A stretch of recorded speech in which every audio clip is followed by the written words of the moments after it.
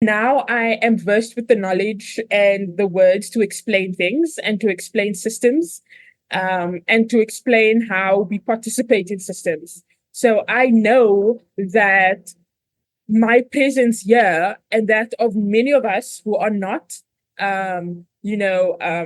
indigenous to Turtle Island, our presence here legitimizes settler colonialism. Like our presence here allows for the process of settler colonialism to continue, and for the settler colony to function. That's why they are constantly bringing people over, because we need to legitimize the system.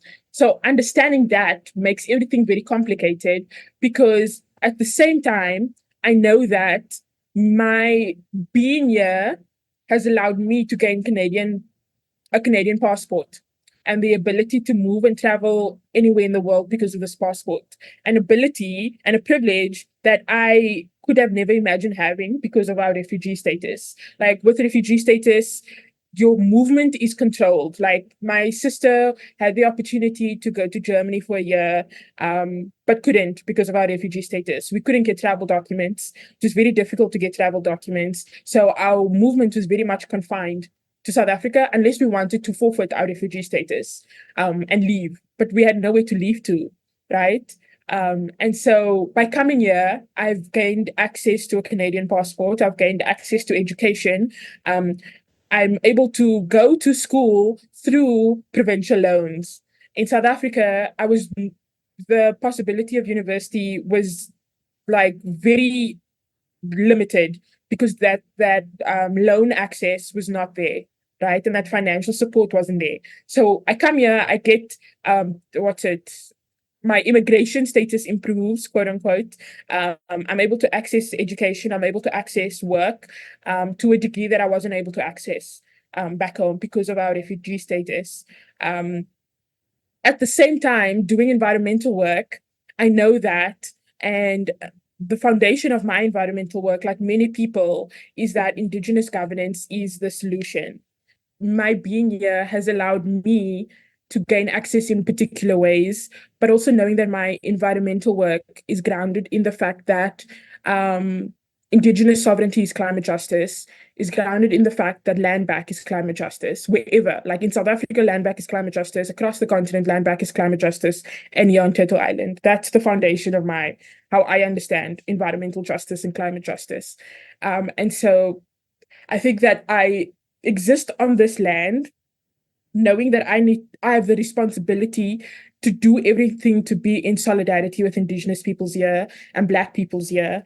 And I know my story as a Black person, an African person, is different from maybe another Black person, Black community member who has been displaced here onto this continent as a generational impact of the transatlantic slave trade. So I want to also emphasize that not all Black experiences on this land is the same. And so their connection and their experiences on this land might be different to mine because of the systems that have allowed or that have created our dispossession here.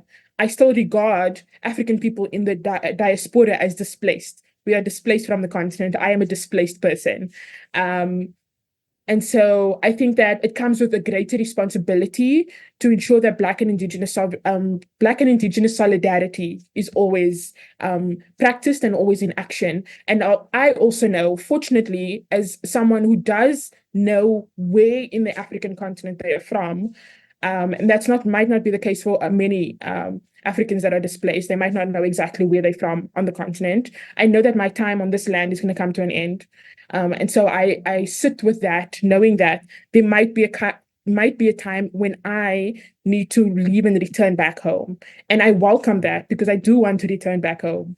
And so knowing that while I'm here, I take the responsibility to do everything that I can, that all environmental work, everything that's done in the name of environmentalism is done in solidarity with Indigenous peoples globally that are displaced, with Black people globally that are displaced, with people that are racialized that are globally displaced, so that we are all have the opportunity to return, that all our communities have the opportunity to experience justice and liberation.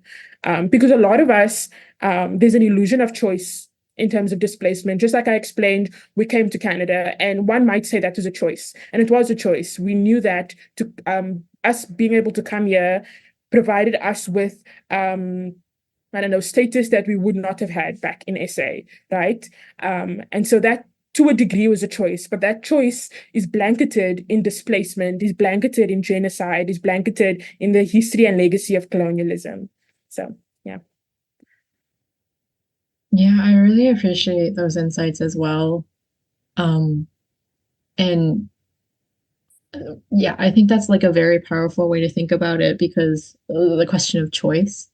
Because the sort of the migrants narrative is frequently that, oh, people came to Canada for more opportunities or better opportunities, but like nobody ever questions like why were the Why? opportunities not good in the land of the person's ancestry, and who is responsible for that. And it's pretty much all colonialism. Yeah, nobody ever questions like what nobody, I don't believe people, if people had the choice to leave, I don't believe people would choose to leave. There are so many cases everywhere, whether you look at like the Palestinian case, many Palestinians do not want to leave because they know that if they leave, the land is going to be taken over. And we've seen that across history. Like nobody ever questions why is it that people are made to leave? And this illusion Yeah. of choice around leaving, even with international students, like why is it that getting education here is better than getting education in your land of your birth? Like, why is that the case? And who's responsible for that? Yeah. Again, thank you for those insights. I think one of the things that I meant to mention earlier that I forgot to, but listening to you talk is I think in some ways, when you're somebody who hasn't experienced a lot of privilege or you've experienced sort of the disadvantages of not having privilege, when you get privilege, it seems like you are even more aware of the responsibility that comes with it.